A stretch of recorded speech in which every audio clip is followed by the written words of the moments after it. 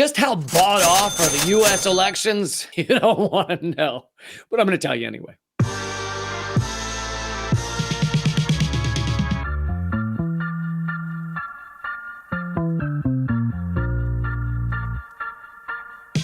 The truth about how bought off our elections are is one of those things where once you see it, you can't unsee it.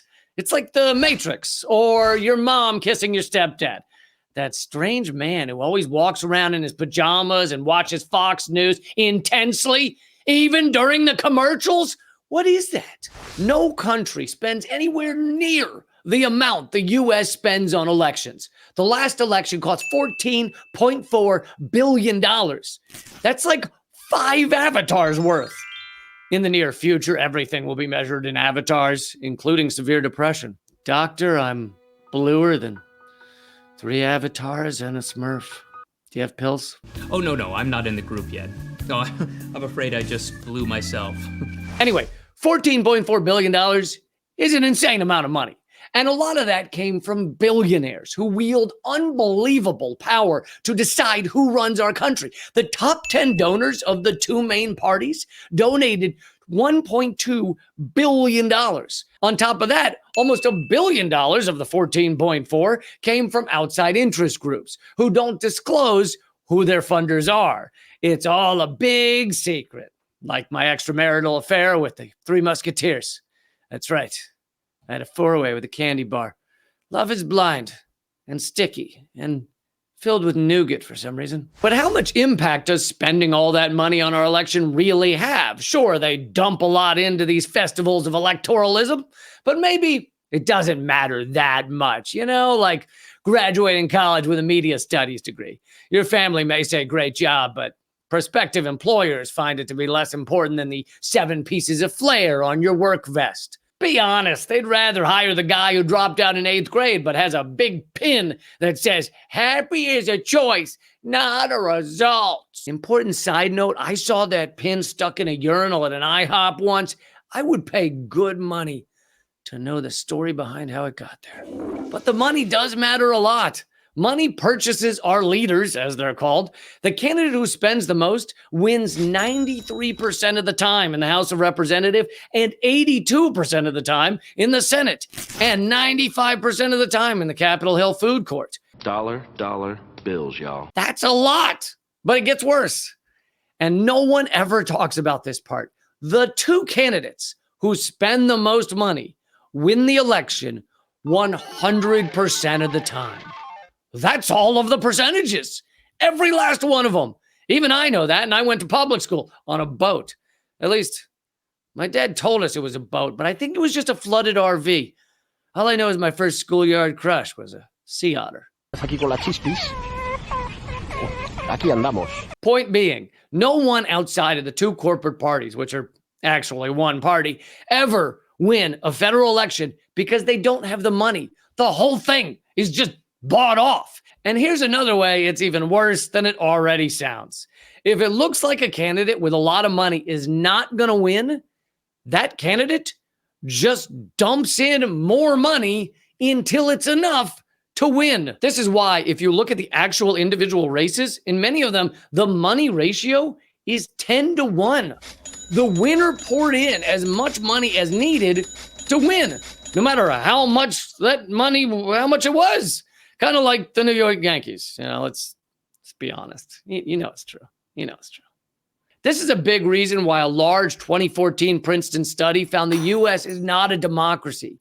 It's an oligarchy. We are ruled by a tiny elite business class of corrupt parasites.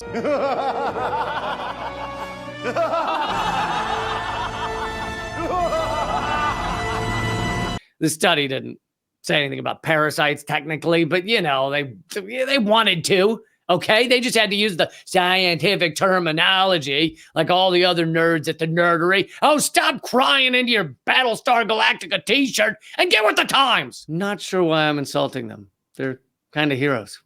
So, much like a dog walker neck deep in a McDonald's ball pit, we need to ask ourselves, how did we get here? Well, many believe the problem is the 2010 Supreme Court decision, Citizens United, which tilted political influence toward the richest people and corporations in the world. In that decision, it was decided that money equals speech, and if corporations are people, then they're entitled to their free speech, which means they're entitled to spend an unlimited amount on elections in order to turn our government into a Sopranos underground pool room. 384 Santa Maria, yes! But the rigging of our elections actually goes back way further than that, because corporations had been defined as equivalent to humans for many decades by the year 2010. In fact, it goes all the way back to 1886 in the case of Santa Clara County versus Southern Pacific Railroad Company. But get this, it wasn't actually part of the Supreme Court's decision. It wasn't even written by any members of the Supreme Court. It was written as a head note by the court reporter.